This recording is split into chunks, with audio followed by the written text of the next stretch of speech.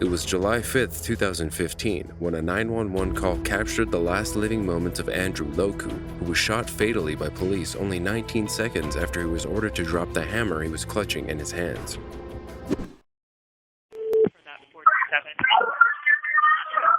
Hello? Hello? Emergency, do you require police, fire, ambulance? I need an officer to this house, give the address, but somebody is trying to come in my friend's house and attack the mom and my friend. What's the address there? No. How do we get in? We literally have to come downstairs and open the door. Okay, but somebody's trying to get into the apartment? Yeah, he came inside with a hammer. Okay, so what's going on now? He's standing at the door talking. He said he's going to kill my friend. And he literally walked inside the apartment.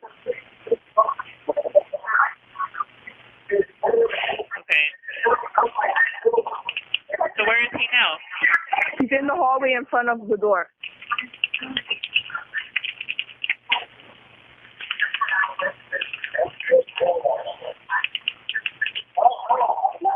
And where's your friend? She's right here. Okay, why does he want to kill her? Because he keeps banging on the floor. So she went downstairs to knock on the door, and he was opening the door and slamming it, opening the door and slamming it right really loud, and it's making the stuff fall down in the apartment. So she knocked downstairs. He came back up with a hammer and walked inside the apartment. What is wrong with him? Why are you locking him outside? Oh.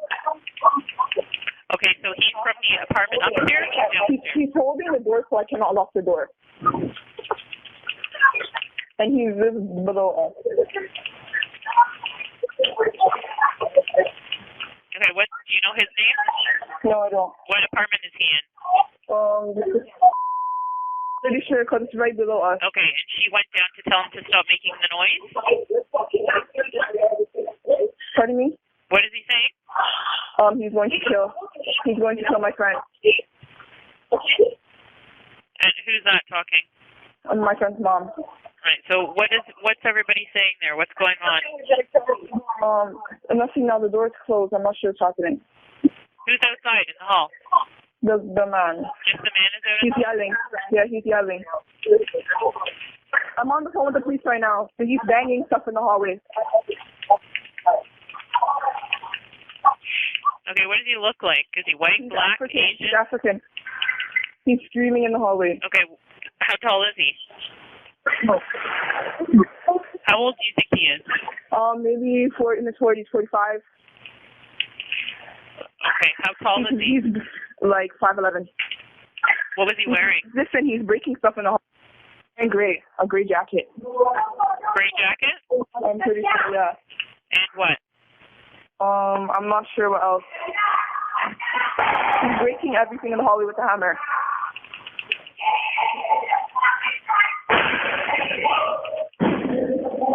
You know what's going That's why I start crying, because when I get mad, I cry. Okay, so where are you? Inside the apartment. Did you open up the front door? Who's screaming right now? You're downstairs? Who's that screaming? It's the guy with the hammer. Yeah, but is there a woman screaming? Yeah. Who's one of the neighbors and him. So another neighbor's come out of their apartment? Pardon me? Has another neighbor come out of their apartment? Yes.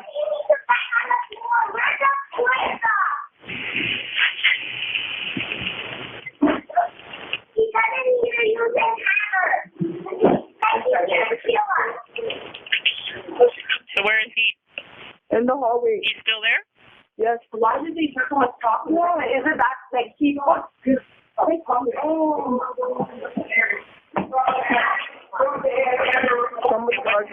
what's your name? Hello? Hello, everybody's here. I hear arguing. All right, seen that. Yeah, the police are there. Okay, open the door. What? Okay, how did they get in?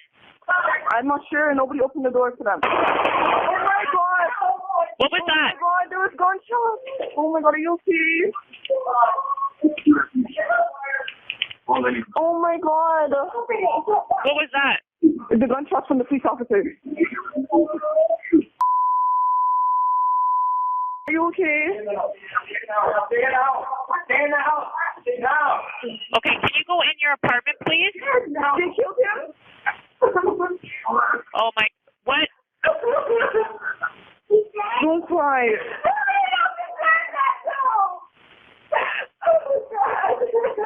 Okay, can I get your name? What happened? Police come up the elevator? No, there's only stairs, so I guess they came up the stairs and the guy wouldn't put down the hammer, so I assume they shot him.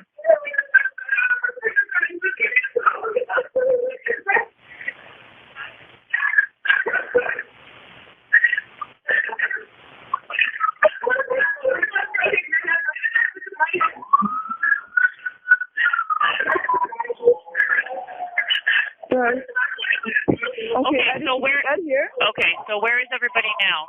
We're in the living room. Okay, We're so not you allowed to come out our apartment. yeah, no, nobody leave the apartment, okay? Just stay there Okay. until police knock on the door to come in, okay? Okay. Okay, Okay. Okay. okay. What is that? Is that Ed? I'm gonna let you go, okay? Oh my God! Tell Ed to be careful. Okay, I'm gonna let you go, okay? Okay. Bye. Bye. Okay, Thank bye-bye. you. Thank you so much. The 45-year-old Sudanese refugee and victim of a racially fueled shooting arrived in Canada in 2004 and soon settled in Toronto. He had just completed a college degree and was hoping to bring his family to Canada. Loku reportedly fought for 16 years in the civil war in Sudan, where he was abducted, beaten, and tortured. According to family members, he still heard bullets in his sleep. They believed it was post-traumatic stress disorder that he was suffering from. In 2009, the Canadian Mental Health Association assisted with finding him a one-bedroom apartment in Toronto. The ex-soldier had constantly struggled to sleep due to the selfishly loud music coming from his neighbors. He and his neighbors had all allegedly struggled due to the noise. On the night of his fatal death, his response was to grab a hammer and bang the walls, the floor, anything he could to retaliate against the noise. He had gotten into an altercation with a neighbor surrounding her loud and noisy children when 911 had been contacted. The father of 5 was allegedly standing in the hallway outside of his neighbor's apartment, holding the hammer in his hands, when the father of 5 was fatally shot dead by Constable Andrew Doyle. There are several sides to the events that occurred in the moments between 911 being contacted and police arriving. According to Doyle, the man had ignored his orders to drop the hammer and began walking towards him, and that is when he fired 2 fatal shots. But Loku's neighbor and friend, Robin Hicks, who spoke out against the officer, told reporters a different story. The shooting fueled hundreds of Black Lives Matter protests in Canada, and those protests started again when the Special Investigations Unit announced that Doyle would not be charged in the shooting. Almost 2 years after the fatal shooting, Loku's death was ruled as a homicide. Not a criminal homicide where the killer is charged, but in a coroner's court, a homicide simply means that it was a death at the hands of another. A coroner's jury of 5 also released 39 recommendations, including improved police training and transparency. The activists who protested throughout the case's developments have promised to continue protests if the recommendations are not adhered to. His friends and family remember Loku as a community and a family man who would never even kill a bug. His neighbors have described him as kind, quiet, and ceaselessly helpful. He is now mourned by thousands of activists, family, friends, and community members, some who never knew him personally due to the protests and his name.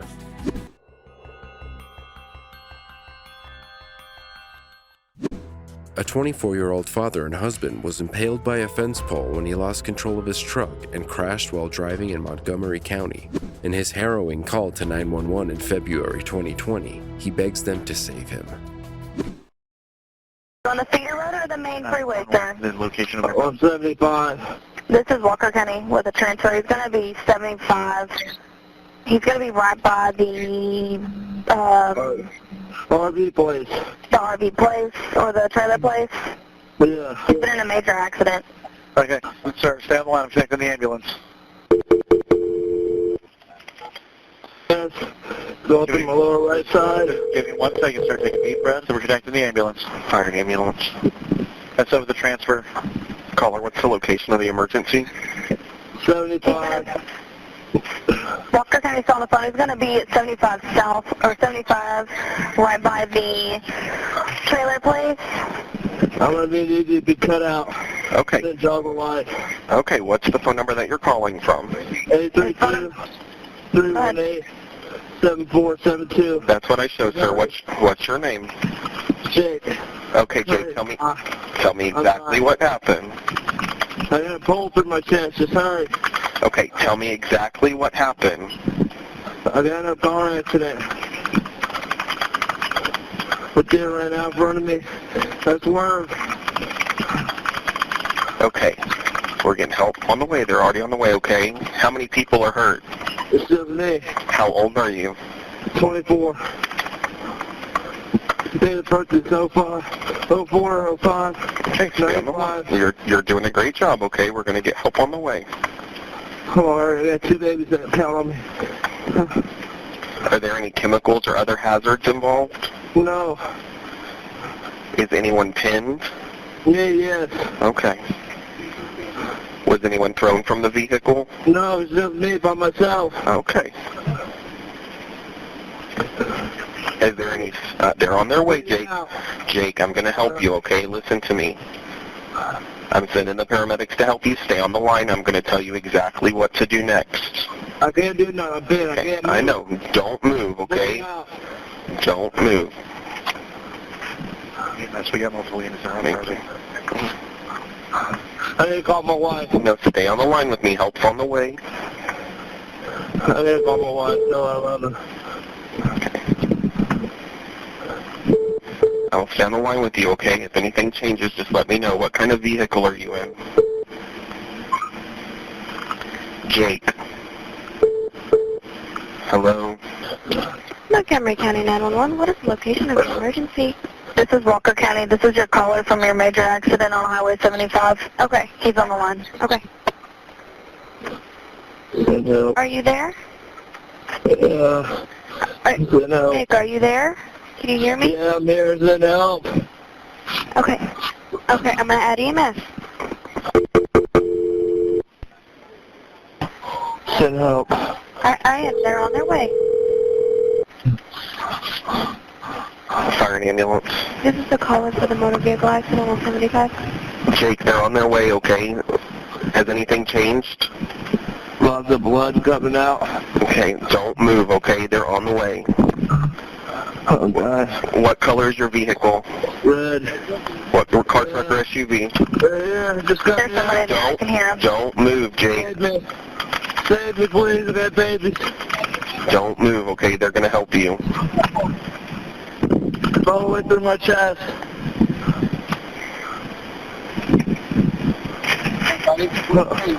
Jade. Yeah. Jakey. That's good, bud. Just cut me out. New airplane, just been on the location. Everything's going down. Hurry up. Heavy damage to the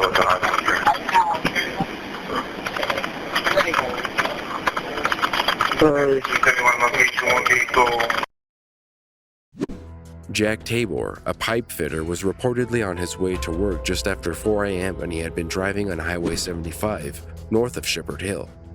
He allegedly saw a deer in the road and swerved to avoid hitting it, but instead crashed into a nearby fence outside of a trailer sales company after losing control of his red Chevrolet pickup. The man was impaled through his chest by a fence post and contacted 911 to come and save him before it was too late. During his 2 calls to 911, he told the operator that he had 2 babies back home, needing to call his wife and tell her that he loved her.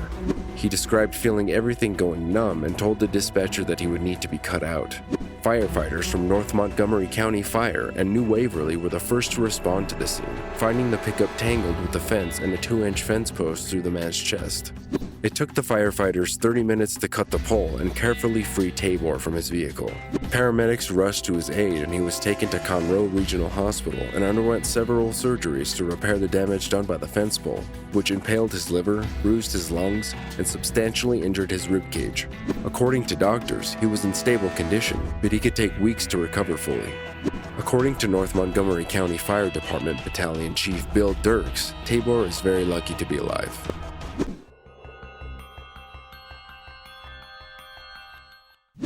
Dennis Smith was trying to warm up his Melbourne home when he caught on fire inside the house in January 2015. Thanks to his brave 9-year-old daughter, Ebony, 000 was called in time.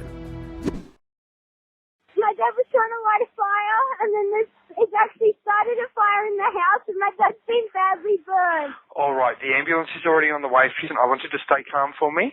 You're doing really well. I know how scary this is for you, Dale. The ambulance is coming. I want you to take a slow, deep breath, and I need you to help me, okay? Okay. Now, I understand that Dad's been burnt. Yes, What I need to know is how many people are hurt. it's him. We Okay. told you ran for safety because we got really scared. He jumped in the pool because he got caught on fire. Okay. Now, is anything still burning or smouldering? I haven't had a look because I just came around the back because I got really scared. Is the house still on fire? Georgia just said she took out the fire. So is Dad completely awake? Yeah, he's completely awake. All right, reassure him the ambulance is already coming there, okay? Okay, the Now, ambulance is coming, Dad. what parts of his body were burned? All over. Yeah, all over. Now, we want him to cool the burns. Yeah, he's in the pool right now. He's in the pool at the moment, is he? And he's shaking to death. Okay, so obviously we don't want him getting too cold. If he is getting too cold there and he's starting to get those shakes, we may need to get him out of the pool. Dad, if you're shaking a lot, they want you to get out of the pool, okay? Would you go wait out the front for the ambulance? I'm so scared, Dad. You're doing so well, okay? You okay, Dad? Tell him not to move around for the moment. Okay, don't move around at the moment. Is it okay? Can we sit him down on the couch? Yeah, just keep him resting comfortably for me, okay? He's laying on the counter now because he's in pain. I understand he's in pain there, okay? Is the ambulance nearly here? Yeah, they're coming as quickly as they can for you, darling, alright? Okay. So is Dad still completely awake? Yeah, he's still awake. Good. But he's in pain. I understand. He's in a lot of pain. Will he have to go to hospital? Look, it's very likely, given the way you've described his burns, that he should. Because how old are you, Ebony? I'm 11 years old. Ebony, you've done a wonderful job for Dad. It was the bravery and quick thinking of 2 young girls that saved the lives of their parents and siblings. Junior 000 heroes 13-year-old Ebony and her 11-year-old sister Georgia were awarded for their bravery when they were able to contact 000 and save their father Dennis Smith from burning cinders. Dennis and his family had reportedly been playing Monopoly when he decided to use petrol to light the fire in their fireplace. The petrol had exploded over Dennis and he burst into flames. Dennis ran and jumped into the pool while Ebony and Georgia ran for safety and called 000. Ebony explained to the operator that her father was shaking and writhing in pain in the water. After the ambulance had been dispatched, Ebony followed the operator's advice and hurried to persuade her father to get out of the water. With Georgia's assistance, Ebony performed first aid on her father with the instructions of the 000 operator and kept him stable until paramedics arrived and took her father to the hospital. He had suffered substantial burns but would recover.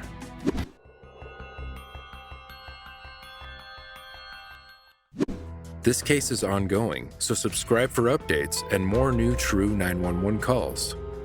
The April 24, 2018 murder of Shanti Cooper began an investigation that revealed that her husband, David Tronnes, who seemingly had everything, had actually been leading a double life.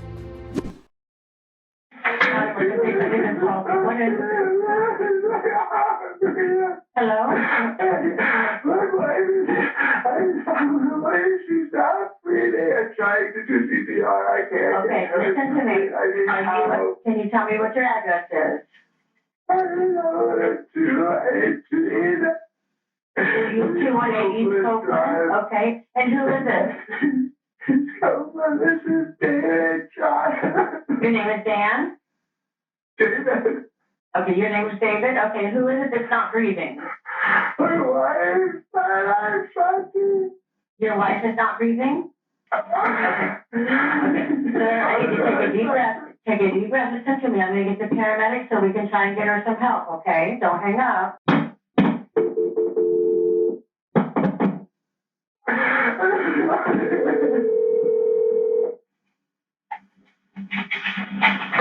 Orlando Fire Department. Okay, with the medical, we're also going.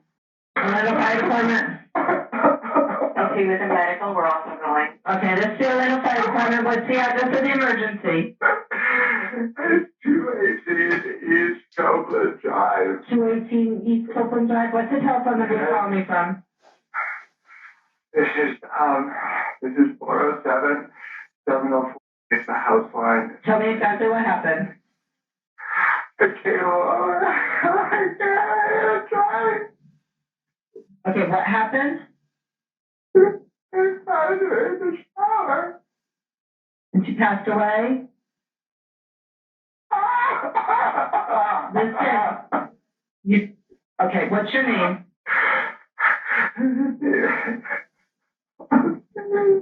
Okay, are you with her right now? Yes. How old is she?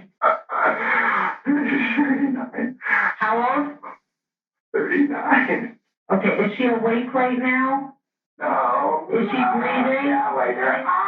I can't wake her up. Okay, listen. Is she breathing? No, I tried to do CPR. I can't get her to breathe. Okay, can you get her out of the shower? I can't. I pulled her out. Okay, is she laying flat on her back? Yes. Okay, and you don't know what happened or when anything happened? Oh. Okay. Is there a defibrillator available? A what? Is there a defibrillator available? No. Okay. No. We can do CPR. Okay. Okay. We can do CPR on her until the paramedics get there. Okay. Okay. All right. I want you to lay her flat on her back, okay? And tilt her head back. I want you to tilt her head back by putting one hand on her forehead and one hand on the back of her neck and tilt her head back, okay?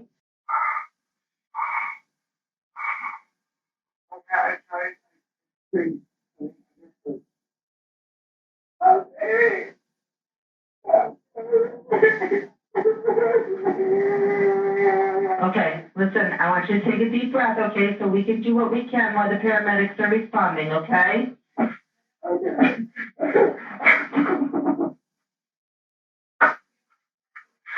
I have neck tap. Okay. Okay, I want you to put your mouth down by her. I want you to put your ear down by her mouth and tell me if you feel or hear any breathing, okay?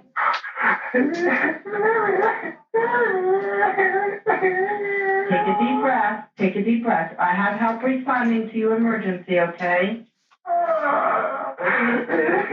She has blood. She is not breathing. She is not breathing. She is not breathing? Okay. Okay, I want you to put the heel of your hand on the center of the chest. Okay, right between the nipples, okay? Your other hand on top for that. Yeah. Okay. Yeah. I want you to pump her chest hard and fast, at least twice per second to make her see.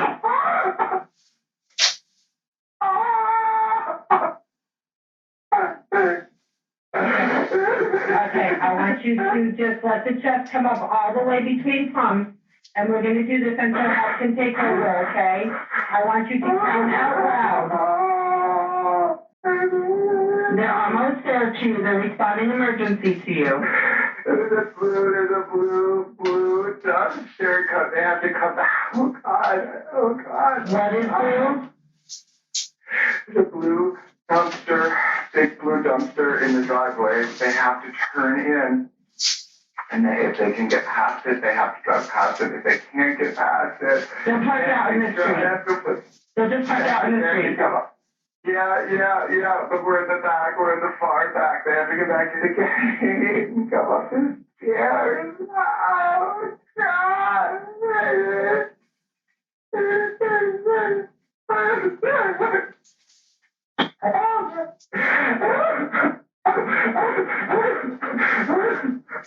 There's water. Are there any animals or anything in the house? They're downstairs. They're in their kennel. Okay. They need to come up the stairs. I did tell them they need to come up the stairs, okay? I want you, when you hear them coming in, when you hear them come in, I want you to call them, okay?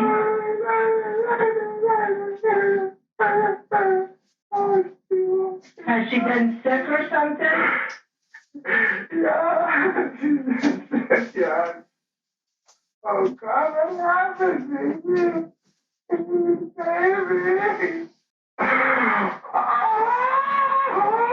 Okay, the paramedics are on the property, okay? I'm going to stay on the phone with you until you're right with them.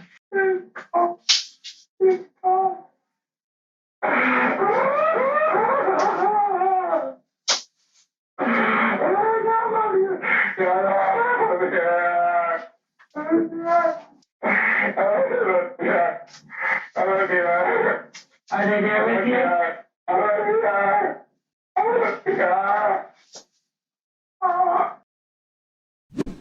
The house that David Tronnes and his new wife, Shanti Cooper, was allegedly purchased for more than $600,000. The 4,000 square foot property, adorned with gargoyles in Delaney Park, was the home of Tronnes' dreams. And soon after the purchase, he and his wife, who had been married since February 2017, began their renovation that would spiral out of control and ultimately lead to Shanti's demise. According to authorities, the 29-year-old woman found floating in their half-filled bathtub by her husband had reportedly been extensively beaten. Detectives also found blood on the floor of their bedroom that had dried over. They also said the victim's body was dry in the rest of the bathroom aside from the half-filled tub. Immediately suspicious of the man, police requested that Tronnes go with them to the station, and he did so voluntarily. The couple had met on Match.com shortly before they married. When they began dating, David told Shanti that he was rich, claiming that his inheritance from his father's death was worth $4 to $6 million. Detectives investigating Cooper's murder, however, proved that his claims of wealth were false. When questioned by police, Tronnes had admitted that the couple had been sleeping in separate areas during the renovation. He had taken the couch while his wife had been sleeping in the garage. A local contractor, Keith Ory, had been contacted by Tronnes to come and have a look at their project. Ory told CBSN the home had been astonishingly disassembled. He had described it as being largely wide open like you're inside of a giant shoebox. The victim's autopsy soon revealed that she did not die from drowning or from slipping and hitting her head, but that she had suffered significant blunt force trauma to the head and had been strangled to death. Her time of death was likely the night before 911 had been contacted, presumably just before she had planned to go to bed. She had been wearing her pajamas at the time of her murder. An investigation showed that she had taken off her watch and placed it next to her phone along with one earring on her nightstand. The other earring was still in her ear when she died, indicating that she had been interrupted. The lack of defensive wounds suggested that the woman had been taken by surprise. According to friends of the victim, even though Tronnes boasted his fortune to his wife, he never paid for anything, leaving it up to Cooper to pay the bills, including those of their extensive home renovation, which had racked up a cost of $250,000. He always talked about how he had a ton of money, but she couldn't figure out why he was such a miser. Melissa Brzezinski, a friend of Shanti's, stated to the police. During investigations, police also found that several days after her death, the house was transferred into a trust that only Tronnes controlled, and $252,000 of Cooper's money had been moved into another account in his name. Upon his arrest, many of her belongings, including her engagement ring, was found in his possession. Another secret that had come to the surface as the investigations into Cooper's death continued was a photograph of Tronnes at a male-only bathhouse just one day after he and Cooper had wed. About 4 months after her murder, Tronnes was arrested and charged with first-degree murder. He was held without bond and lost 2 attorneys due to his apparent lack of finances. A public defender briefly represented him until it was uncovered that he was hiding money and could actually afford to hire his own. With his trial set for 2020 and still no one to represent him, he was given 2 weeks in December 2019 to find someone to represent him. David Tronnes has never admitted to killing his wife, maintaining that he is innocent of the crime. Yet his life of lies and evidence gathered by police may be enough to prove otherwise, and he could face life behind bars.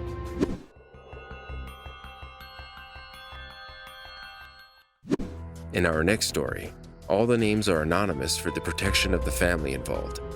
A 9-year-old Fort Myers boy struck his 11-year-old sister in the head with a TV remote and then brandished a butcher knife in front of his sister and 71-year-old grandmother on October 19, 2015. I'm babysitting for my 2 grandchildren, and the 9-year-old is completely unruly, using curse words, and then he pulled out a knife, a big butcher knife. Does he still have it out now? No, it's back in the drawer. Okay. All right. I need someone to come here or take them downtown or do something. They're getting the car ready now. He's going to have a nice ride. I wouldn't advise saying that he's going to be taken anywhere because that's not necessarily what's going to happen. Okay. Well, I wish it would. He's been, terrorizing his sister all evening, and I thought I could handle it, but then he pulled out the knife. I can't handle that. You said it was a butcher knife?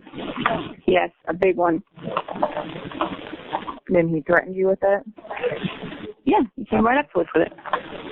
Yeah. Okay. And then probably made me a little nervous. And you said it has been put back away, correct? Yes. All right. Even if they just take him in the car and talk to him, I want him to get... But that's not what we do. I know. They can come and talk with them, but we're not used for scare tactics. I know that. I know, but I just want to tell you something. Their mother walked out on all of them last night, and it's not coming back. Okay. And are you or anybody else in immediate danger? No, he's lurking around, but I wouldn't say so. Okay. Does anybody need medical attention? No. Okay. All right. I do have a call put in. It looks like we do have a deputy that has been dispatched, so they'll be there as soon as possible. Okay. Okay. And did you want to stay on the phone with me until they arrive, or do you feel okay at this point to disconnect? They're not looking like they're too far away from you. No, we're okay now. Okay. All right. Well, if anything changes, just give us a call back immediately, okay? Thank you so much. I appreciate your help. No problem. Thank you.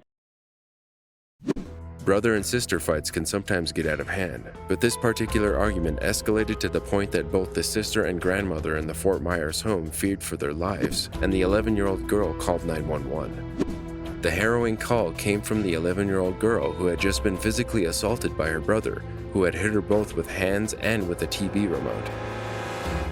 She had contacted 911 in an attempt to frighten her brother into putting down the butcher knife he was clutching in his hands. Police arrived at the home, and the boy, despite appearing remorseful about the incident, was charged with aggravated assault and battery. The girl did not want to get her brother into trouble, but because the action is considered domestic violence, deputies told the girl that it didn't matter if the reporting party wanted to press charges or not. According to the boy's father, he had reportedly been dealing with many personal issues and turmoil within the family and was scheduled for therapy that week.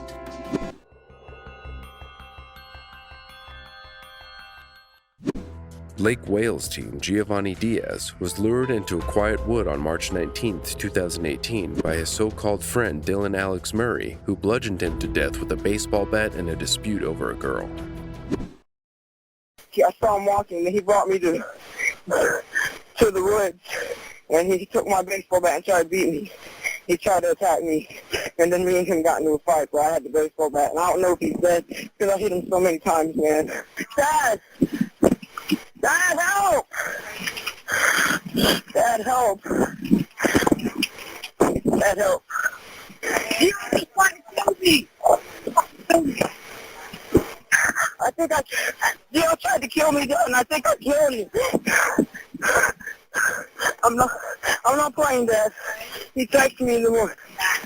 He told me to come to the woods by myself with the baseball bat, because after we were going to get some smoke, he was going to go get Zach and play baseball because he had a baseball. Then he said he had to take a piece. Then all of a sudden, he's behind me with the baseball bat. He tried to hit me. I grabbed it. All he did was punch me in the face, but I hit him one time and said, stop. He's like, now you're going to get it, and came back with his hands, and I just keep hitting him and hitting him. They're saying I'm going to go to jail if he dies. The 16-year-old teenager who brutally beat his 15-year-old girlfriend, Giovanni Diaz, to death with an aluminum baseball bat admitted to the crime on his call to 911. The Frostproof Middle Senior High student was reportedly left to bleed to death in the woods near Calusa Lake Village, close to the mobile home where the boys lived. When found, the boy had suffered such substantial injury to his face, head, chest, and arms that he died around 30 minutes after 911 was called. Murray had claimed that Diaz was the one who had initiated the fight by punching him in the face and threatening him with a bat. However, police found no evidence of injury to Murray's face. The harrowing truth was that Murray had allegedly been angered when the victim confessed to having sexual relations with a girl Murray had previously dated and with whom he was still in love. The boy had 2 previous charges of battery against Diaz in 2016. Additionally, he allegedly told a friend that he wondered what it feels like to kill somebody. He was taken into custody later that day, shortly after the victim's death after being accused of first-degree murder. He was taken to the Juvenile Assessment Center, where he was charged additionally with possession of marijuana less than 20 grams and possession of drug paraphernalia. Murray was later booked into Polk County Jail and held without bond. During his first year in prison, Murray had allegedly tried to reach out not once but twice to Nikki McNabb, the victim's mother. The first time he had called her telephonically, and the second he had written her a letter. When contact was made, he demonstrated his sorrow and regret for killing the victim referred to as Gio. McNabb expressed confusion about why her son's killer had contacted her and stated that he would keep in touch. In February 2019, Murray's attorney, Christopher Bolt, sought an evaluation to determine whether the accused was mentally fit to stand trial. After 3 months and 3 doctors' assessments later, Circuit Judge Jalal Harb ruled Murray he was. In that same year, he reportedly signed a plea deal without the consent or agreement of prosecutors. A trial date was set for April 2020, where Murray would be 18. The prosecution is hoping for Murray to be charged as an adult, meaning that he could face up to life in prison for his crimes as a minor. However, the defense had argued that his crime was committed when the boy was a minor, and he should therefore be charged as a juvenile. This case is still ongoing, and Murray remains in jail as he waits for his next trial date.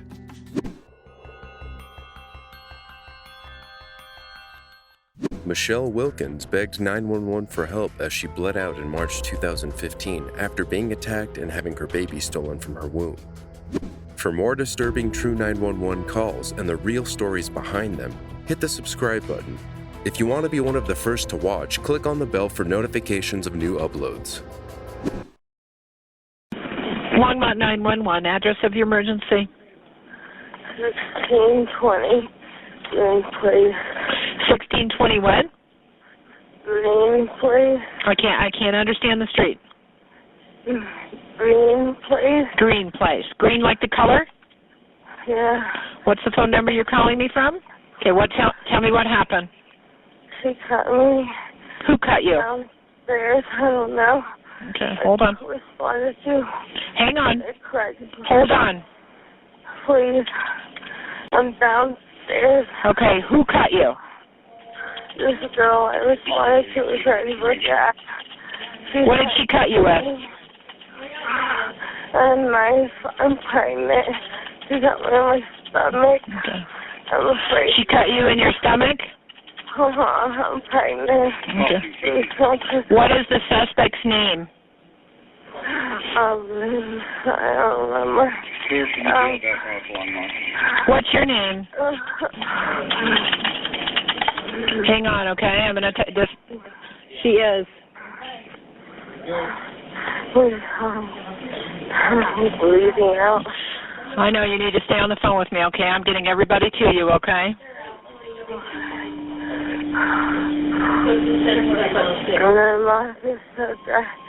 I'm bleeding out. I know, you stay with me, okay? I got everybody coming to help you. You stay on the phone. Don't hang up. 2102, 2121 to 1620 Green Place, 1620 Green Place for a stabbing. That page, Lincoln 13, 1443. I can't understand. What is your name, okay? You're going to stay on the phone. I need you to get, can you grab a towel or anything you can get in your hands and put it on your wound and press? How far along are you? 7 months. 7 months? Okay. Are you alone in the house? I don't know. You stay with me. Don't go to sleep. You stay with me. You're downstairs in the basement? And are you alone? Yeah. Okay. I locked the door. Thank you. Michelle, don't you go to sleep, okay? You stay on the phone with me. Can you tell me, did she have any other weapons besides a knife? She broke a glass. She broke a glass? Did she stab you with the broken glass also? Yeah. Okay. Michelle, you need to think real hard and tell me who it is that did this. Tell me the person's name. Think real hard, okay? Don't go to sleep. Stay with me. Tell me who it is. I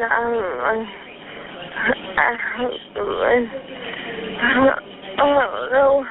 You don't know? Have you? Did she break into the house? Does she live there? No, it's her house. It's her house. Okay. It was sad.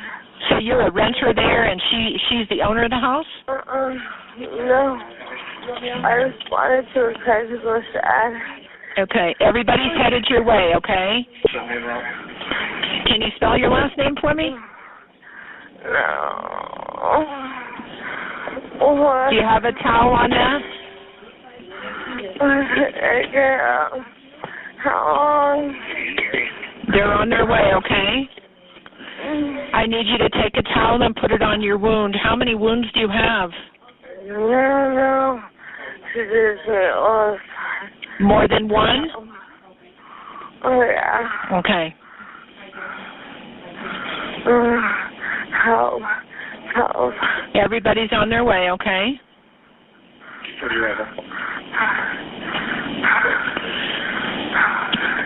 Was anyone else in the house when this happened? No? Just you and her? Were you having a fight?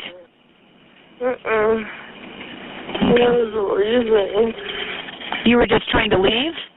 It looks like an apartment. How old are you? 26. 26? Okay.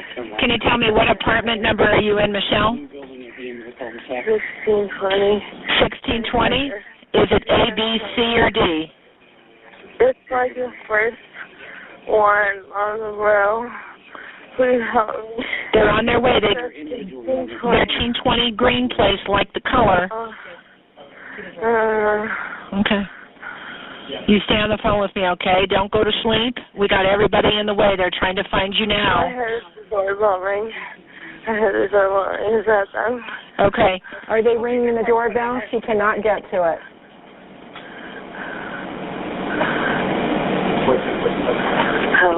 Help. Okay, you hang with me. Don't hang up. Are they in the house yet? She's downstairs? Yeah, they're here. Okay, I'll let you go. Michelle Wilkins was only weeks away from giving birth to her child when she was tricked, lured into the basement of a woman under the impression that she was purchasing baby and maternity clothes. In a shocking twist of fate, the soon-to-be mother found herself bleeding out, her stomach cut open and her baby removed from her womb. The treacherous act was carried out by 34-year-old Colorado-certified nurse's aide, Danelle Lane. The women who had reportedly had no previous connections met on Craigslist after Wilkins had responded to an ad posted by Lane, who had been claiming to sell baby clothes. 7 months pregnant and preparing for motherhood, Wilkins agreed to meet with Lane at her modest apartment in the 1600 block of Green Place. Lane lured the pregnant woman into her basement, where she attacked her and choked her to the point of unconsciousness. When Wilkins woke, her stomach had been cut open, her baby taken from her.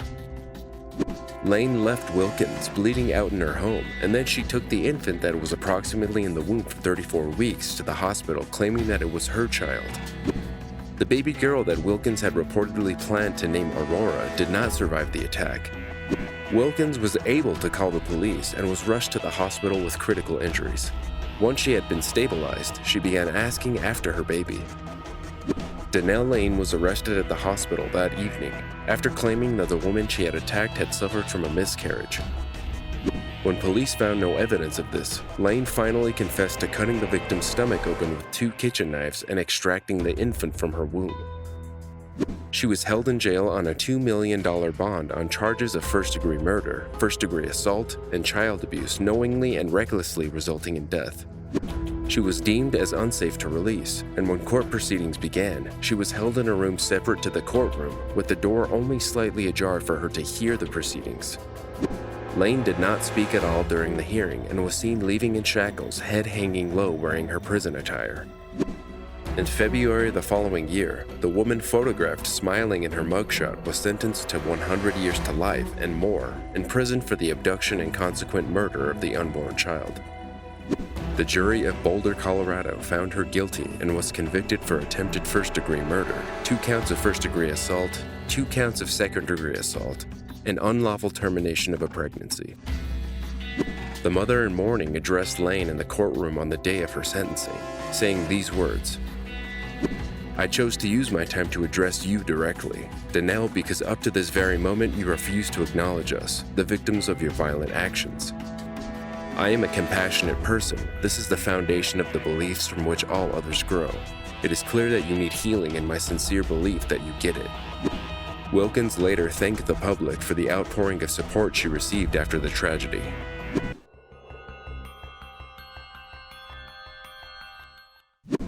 Jealous Trumbull County man 60-year-old Ricky Green confessed to 911 that he had shot his wife, Janelle Green, in their Green Township home because he believed that she was being unfaithful. 911, what is your emergency? Is this sheriff's department? Yes? I just killed my wife. I need you to come out here to 2594 Wakefield Creek Road. Bring an ambulance and a sheriff. My dogs are in the backyard. Okay, how did you do this? I shot her with a f***ing shotgun. Alright, what's your name? Ricky Green. Ricky Green? Yes. The shotgun's laying on the porch, on the couch. Tell them to come up here, bring an ambulance. I'm pretty sure she's dead. Okay, where is she at, sir? And she's sitting in here in my house. I just shot her. Send the deputy sheriff. Okay. Why did you do this? Well, because she's been on me since December the 6th, and she come home tonight and told me she won't know me again. I'm trying to get a divorce from her, and she won't leave, and she just have nothing. Send a deputy sheriff. Okay. I'm pretty sure she's dead. Okay. Yeah, we're sending them now. I just want to... Send them now. Send them now, I'm telling you. Your phone number... That's her phone number. It's a cell phone. You need to send a deputy sheriff. You can send an ambulance, but I'm pretty sure she's dead. Okay, what was... Now, I will not pick up this weapon again. Okay, and where are you going to be in the house? I'll be at the door. Okay, and what's her name, sir? Ricky Green. Ricky? Yes, ma'am. Is that short for something else? No, ma'am. 2594 Wakefield Creek Road is the house up in the back. House in the back here in Green Township, right? Yes, ma'am. In January 2016, Ricky Green and his wife Janelle Green reportedly had an argument in which Green had asked his wife for a divorce, but she refused to leave. Green confessed to shooting her while she had been sitting in a chair in their Green Township home. Green's initial story to the police was that he had shot his wife out of anger upon discovering that she had been unfaithful. He claimed that she threatened that her new boyfriend would drown him, and that was when he allegedly got his gun. However, his story changed, and in court, Green claimed that he had begged his wife for a divorce, promising to give her anything she wanted, but she allegedly looked at him and said, "Why don't you die?" His anger had reportedly gotten the better of him, and he shot her out of sheer rage. Another claim made by Green during investigations was that the shooting had been accidental. But Trumbull County prosecutor Chris Becker disputed his new claims of the event, questioning why he did not mention her death being accidental to the police or anybody else before. In August that same year, Judge Peter Contos gave the killer the maximum sentence of 18 years to life imprisonment for killing his wife. Green avoided making eye contact with any of his wife's family members during court, even when they addressed him directly. Janelle's brother, Craig Borsey, responded to his story by saying, "Nice story, Rick. Too bad nobody is going to believe that. Obviously, what you've done to our family is disgusting, and what you've done to Janelle is even more."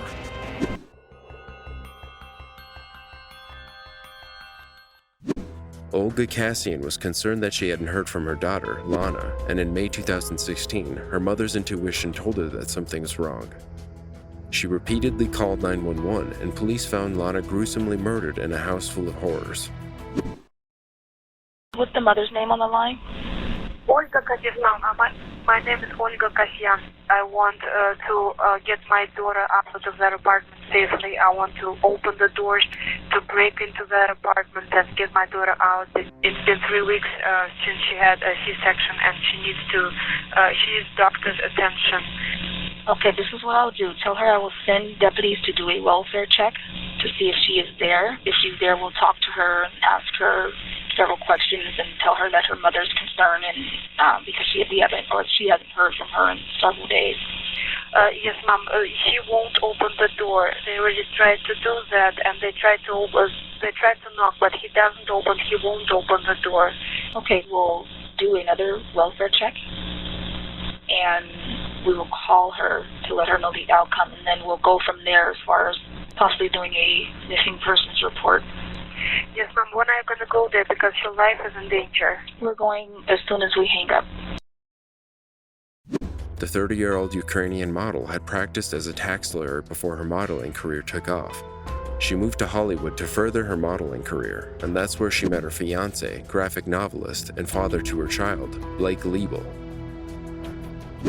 His most well-known work was his contributions to a graphic novel called Syndrome, in which women are brutally killed. Liebel was born in the lap of luxury. His father was a big player in real estate in Toronto, so the money was coming in from both sides when he and his brother Cody were growing up. His relationship with his father soured, and when his mother died, he fought to inherit her fortune and was awarded about half of it in court. With his finances not being an issue, he moved to Hollywood to pursue his dreams of becoming a writer-director. Lana Cassian had not only been murdered, she had been scalped, beaten, and drained of blood. She also had significant bruising, human bite marks, and her right ear had been removed and was later found in the trash outside of the residence. Her body was left lying on her West Hollywood apartment bed next to her 2-month-old baby. The infant had also suffered blunt force trauma to the head. An autopsy revealed that Cassian had lived for up to 8 hours after she had been scalped. Liebel had reportedly been in the process of divorcing his first wife and mother to his child, Amanda Braun, and had allegedly been seeing another woman as well when he met Cassian. The man had reportedly had a lot of anxiety surrounding his brother's gambling-related debts, fearing that the Russian mob might come for him and his family, and that they wouldn't be gentle. But even more so, he seemed to have anxiety stemming from his unstable and unmanageable love life. About a week before Cassian's brutal death, Liebel had been arrested for an alleged sexual assault on his mistress, Constance Bucafuri. He was arrested under the suspicion of felony rape, and Cassian bailed him out. According to Cassian's mother, Olga, Liebel had constantly demanded sex whenever he wanted, even though Cassian was still recovering from her C-section after giving birth to their child. He also allegedly always requested to leave her to have sex with other women. So being caught with his tail between his legs in prison must have caused a little bit of tension at home for Liebel and Cassian. When police entered the home several days after Olga Cassian had called in, begging them to see if her daughter was okay, they had to break down the front door as it had been locked from the inside.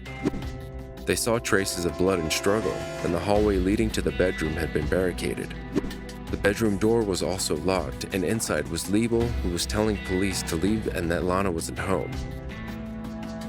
Upon breaking it down and entering the gruesome and bloody scene, he found Liebel in his boxers. According to detectives, the man did not even seem to register that she was dead. 36-year-old Blake Liebel was arrested, and in June 2018, he was convicted of first-degree murder, mayhem, aggravated mayhem, and torture, along with special circumstance allegations of the murder involving torture and mayhem. He was sentenced to life in prison without the possibility of parole. Olga Cassian filed a $56 million wrongful death lawsuit against the murderer and was awarded over $42 million. She is now the legal guardian of her granddaughter.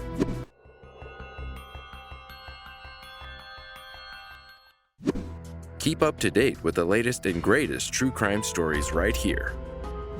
In January 2019, multiple calls were made from Michael Redlick's Florida home. He was killed by his wife, Danielle, who allegedly waited 11 hours before calling the police. She has claimed her actions were in self-defense.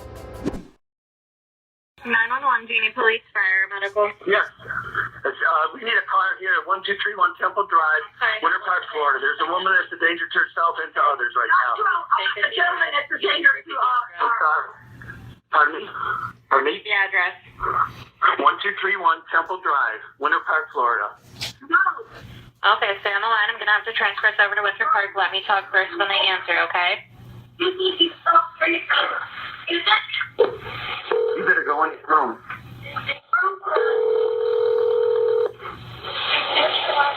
Where are you, Dan? 911, do you need police, fire, or medical? This is Seminole to transfer for police at 1231 Temple Drive. Yeah. See? Go in your room. Will you stop? Oh, all right. I will call you back. I'll call you back in 5 minutes. I'll call you back in 5 minutes. What is going on there? Hello? Winter Park, this is... Yeah, I'm still there. He didn't give me a lot of information. He just said that there was a woman who was a danger to herself. Okay. And that was it? Yeah, that's all. And he called on a 911 only phone, so... Okay. And I just want to confirm, he told you 1231 Temple Drive? Yes. All right. Thank you so much, Seminole. No problem. Bye-bye. All right. Bye-bye. 911, you need police, fire, medical?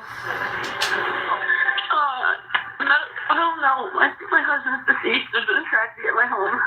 What's the address up there? 1231 Temple Drive, Winter Park. Okay, yeah, Winter Park jurisdiction. Let me get their fire department on the line. Hold on one moment.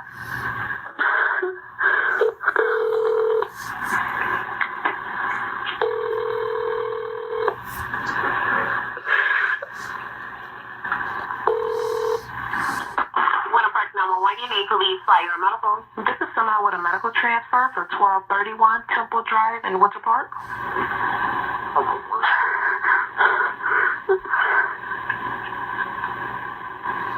Alrighty, 1231 Temple Drive, right? Yes, ma'am. Yes. All right. Okay, thank you. What's going on at 1231 Temple Drive? I believe my husband is deceased. Okay. And why do you believe he's deceased? Because he's been, he's stiff and he's wounded. He might have had a heart attack. I don't know. Okay. Did you just find him? No, actually, it happened last night. It happened last night? Correct. Okay. How old is your husband? He's 65. Second.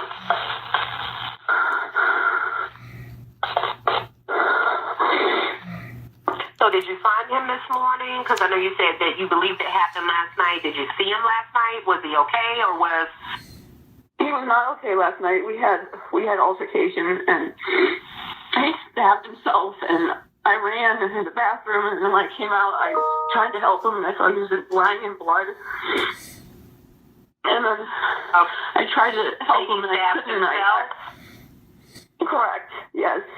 And then I tried to help him, and I woke up with sitting up next to him, and I've been trying to figure out what to do. Right. I got you. I'm going to get you some help, hon. So you all had an altercation last night, correct? Yeah. All right. What's your name? Danielle.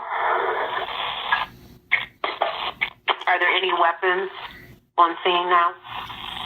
A knife. A knife? Mm-hmm.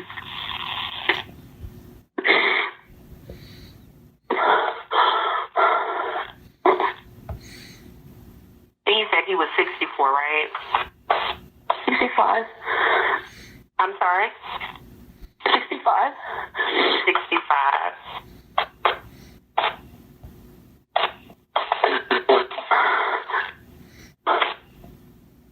So, okay.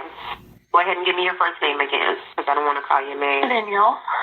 Danielle. Okay, so Danielle, let me ask you this. So did he stab himself last night and he passed last night and you just didn't know what to do? Correct, I believe so, yes. Okay. Were you all drinking? He was. He was? Yes, he was. And altercation was the night before, too, but I left the house and took my children with me because he was drinking them, too. Mm-hmm.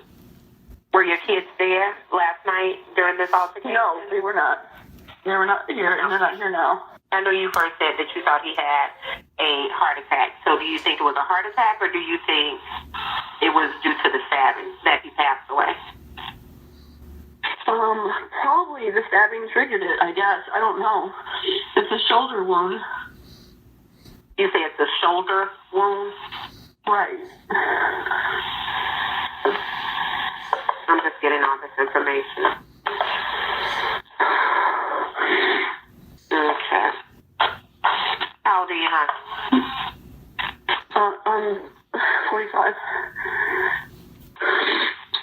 I'm just getting everything you told me into the call, okay? I have multiple units throughout, meaning I have police and fire. Go ahead and give me your husband's first name. Michael. Michael. What's his last name, huh? Redlick, R-E-D-L-A-C-K. Go ahead and give me his date of birth. 5/1/53. 911, you need police, fire, medical.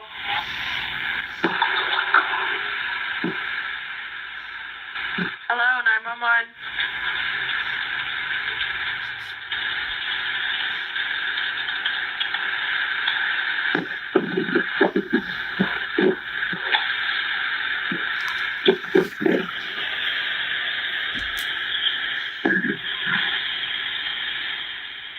Hello.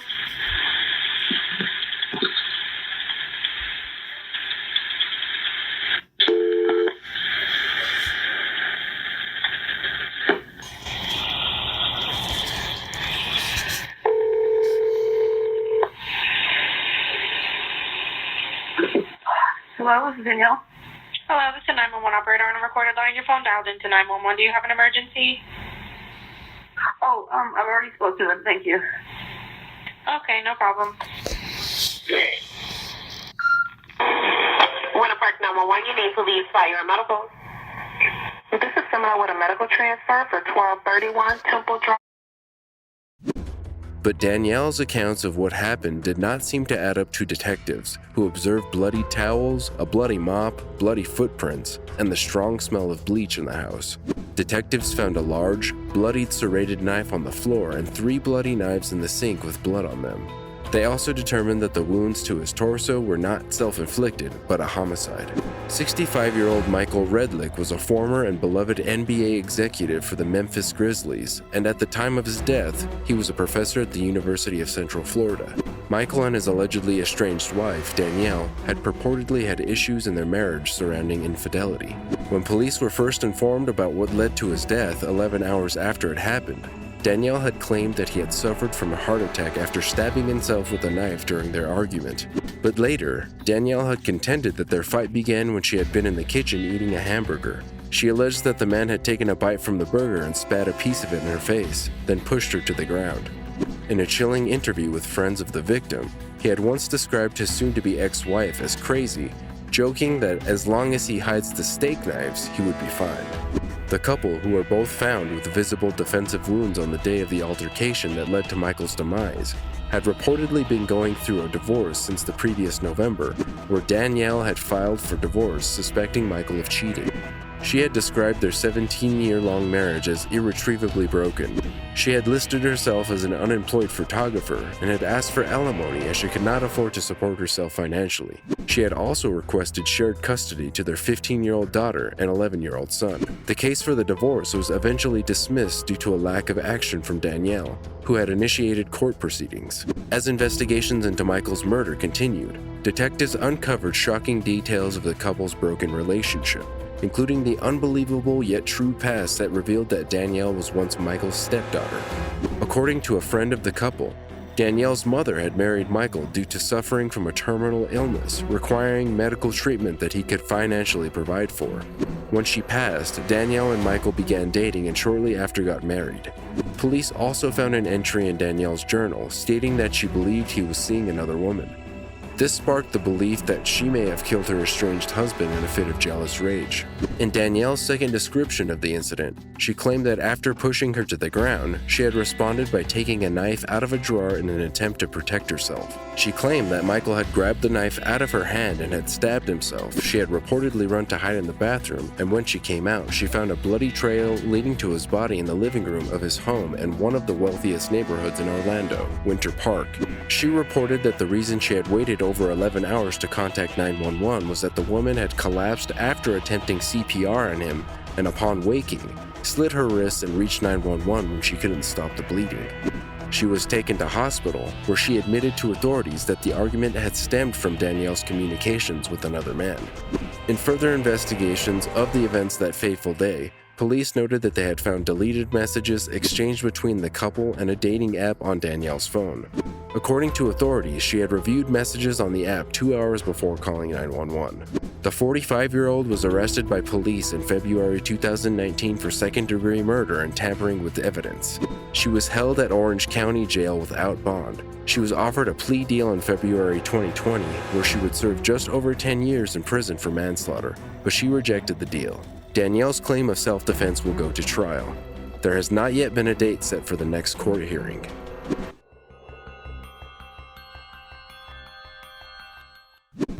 A year after Bellamy Gamboa contacted 911 and told them that her ex-boyfriend assaulted her in March 2017, she was murdered by him.